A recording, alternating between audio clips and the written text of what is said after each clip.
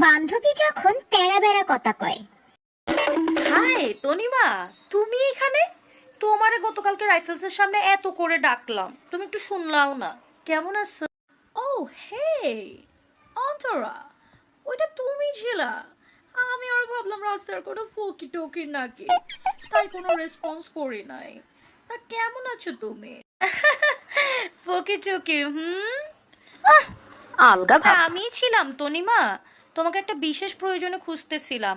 তোমার নাম্বার তো আমার কাছে ছিল না, তুমি একটু আমাকে নাম্বারটা দিয়ে রাখো, আমি তো এখন একটু বাইরে যাইতেছি, তোমার রাতের বেলা ফোন করে জানাই দিব না, ঠিক আছে? ও ওকে, লেখো লেখো, 01913। এই দাঁড়াও দাঁড়াও। আমো, তুমি কি সব সময় এইভাবে মুখটাকে এই যে তেরা বেড়া করে কথা বলো নাকি? থারা বেড়া?